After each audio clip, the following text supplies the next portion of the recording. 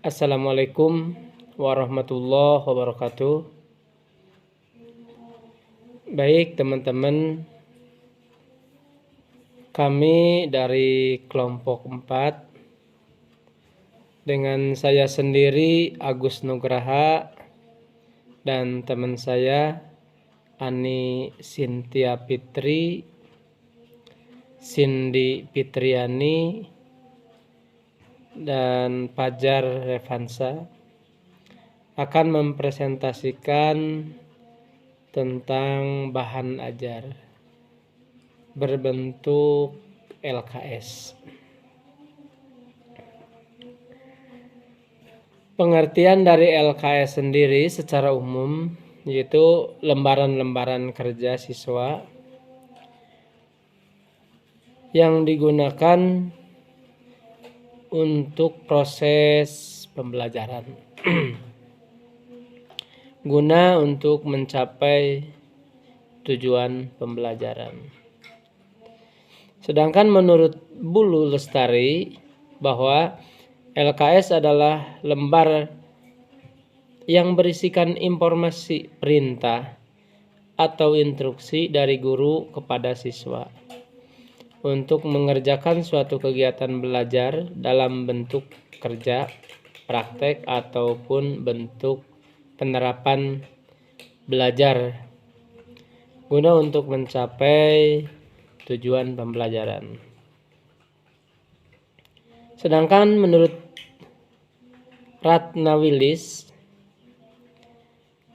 pengertian lembar kerja siswa yaitu lembaran yang berisikan informasi dan instruksi dari guru kepada siswa agar siswa dapat mengerjakan sendiri suatu aktivitas belajar melalui praktek atau penerapan hasil belajar untuk mencapai tujuan pembelajaran. Dilihat dari dua pengertian LKS, dapat kita simpulkan bahwa LKS itu berbentuk lembaran-lembaran yang disampaikan oleh guru kepada siswa, baik itu berupa perintah, instruksi dalam pelajaran ataupun bentuk soal-soal.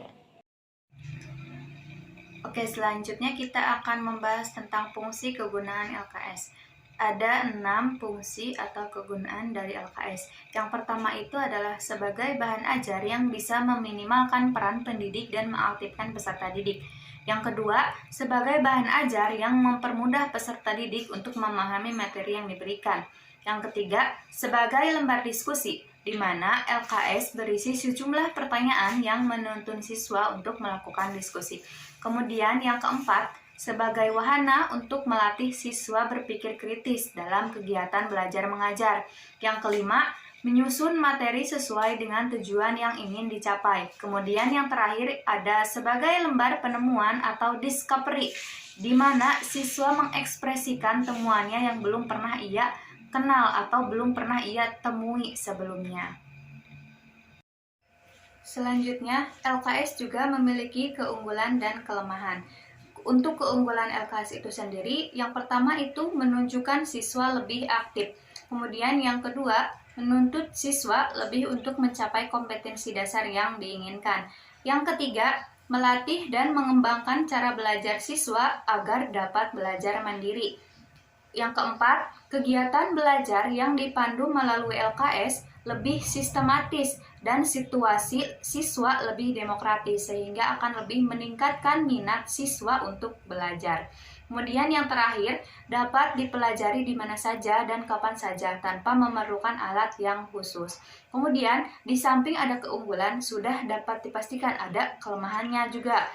Nah, untuk kelemahannya itu yang pertama membutuhkan waktu yang banyak dalam mempersiapkannya karena kita perlu membuatnya terlebih dahulu. Kemudian yang kedua, siswa yang kurang akan tertinggal oleh temannya yang giat belajar. Jadi, untuk siswa yang malas pasti akan merasa tertinggal oleh temannya yang giat belajar. Kemudian yang ketiga, guru yang kurang kreatif dalam membuat LKS akan mengalami kesulitan dalam proses pembelajaran. Kemudian yang keempat, di dalam LKS hanya bisa menampilkan gambar diam, sehingga siswa kurang dapat memahami materi dengan cepat karena gambar tersebut diam, tidak ada animasi seperti pada video dan lain-lain.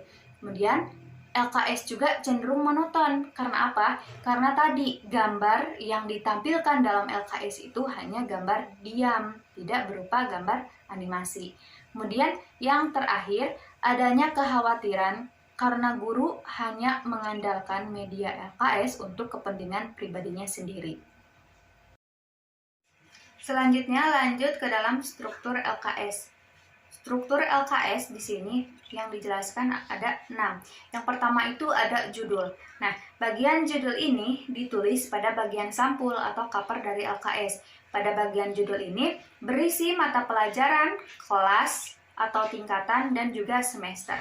Kemudian yang kedua ada petunjuk belajar, berisi langkah-langkah bagi guru dalam menyampaikan lembar kerja kepada siswa. Jadi, petunjuk belajar ini berisi tentang petunjuk dalam menggunakan LKS dan juga petunjuk belajar bagi guru dalam menyampaikan lembar kerja siswa kepada siswa. Kemudian yang ketiga ada kompetensi dasar atau materi pokok yang berisi kompetensi yang akan dicapai dan materi yang akan dibahas. Kemudian yang keempat, informasi pendukung yang berisi informasi tambahan untuk melengkapi LKS. Barangkali ada penjelasan yang kurang jelas. Kemudian yang kelima itu ada tugas atau langkah kerja. Nah, dalam tugas dan langkah kerja ini berisi tugas-tugas yang akan diberikan kepada siswa dengan dilengkapi langkah kerja yang harus dilakukan. Jadi dalam bagian ini berisi tugas-tugas yang akan diberikan kepada siswa dan dilengkapi juga dengan langkah pengerjaannya. Kemudian yang terakhir itu berisi ada penilaian. Penilaian ini berisi sejumlah pertanyaan yang ditunjukkan kepada siswa untuk mengukur kompetensi yang berhasil mereka kuasai setelah mereka mengikuti proses pembelajaran.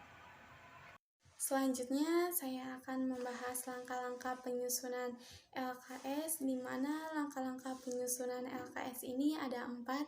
Yang pertama, analisis kurikulum. Yang kedua, menyusun peta kebutuhan LKS. Yang ketiga, menentukan judul LKS. Dan yang terakhir, menulis LKS. Apa sih yang dimaksud dengan analisis kurikulum? Yaitu langkah pertama dalam menyusun LKS. Nah, langkah ini yang dimaksud untuk menentukan materi-materi yang memerlukan bahan ajar LKS. Contohnya dalam LKS matematika yang materi apa saja nih yang akan dibahas. Contohnya geometri, fungsi linier, seperti itu. Yang kedua, menyusun peta kebutuhan LKS sangat diperlukan untuk mengetahui jumlah LKS yang harus ditulis serta melihat urutan LKS-nya. Nah, langkah ini biasanya diawali dengan analisis kurikulum dan analisis sumber belajar. Nah, dalam menyusun peta ini harus diketahui jumlahnya ada berapa dalam materi apa, seperti itu. Ini dalam geometri jumlah halamannya ada 4 halaman, seperti itu. Yang ketiga, menentukan judul LKS. Ditentukan atas dasar kompetensi-kompetensi dasar, materi-materi pokok atau pengalaman belajar yang terdapat dalam kurikulum. Satu kompetensi dasar dapat dijadikan sebagai judul LKS apabila kompetensi tersebut tidak terlalu besar. Dan yang terakhir, menulis LKS yang terdiri dari merumuskan kompetensi dasar, menentukan alat penilaian, menyusun materi, dan menyusun struktur LKS. Oke, yang selanjutnya yaitu penelitian yang relevan. Intan Citra Pratiwi, Dayat Hidayat, dan Hendra Kartika 2018. Dengan judul penelitian, pengembangan bahan ajar LKS Matematika dengan model pembelajaran kreatif dan produktif untuk siswa SMA. Hasil penelitian mengungkapkan bahwa pengembangan ini menghasilkan bahan ajar berupa LKS dengan model pembelajaran kreatif dan produktif pada materi persamaan dan pertidaksamaan nilai mutlak linear satu variabel.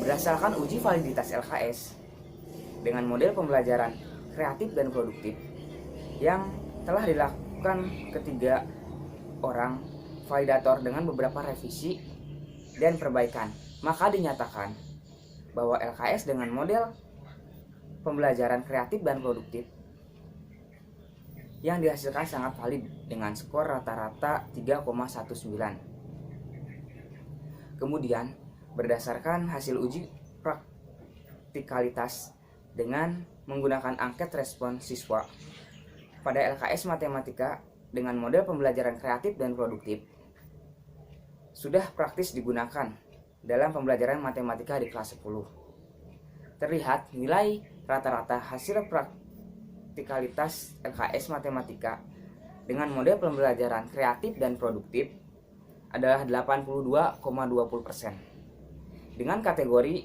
praktis, dengan demikian dapat disimpulkan bahwa LKS Matematika dengan model pembelajaran kreatif dan produktif sangat valid dan praktis untuk digunakan. Oleh karenanya, ketika kita menggunakan bahan ajar LKS sangat dibutuhkan sekali untuk menunjang pembelajaran di suatu SMA tersebut. Mungkin hanya itu materi yang bisa kelompok kami sampaikan, kurang lebihnya kami mohon maaf. Terima kasih. Wassalamualaikum warahmatullahi wabarakatuh.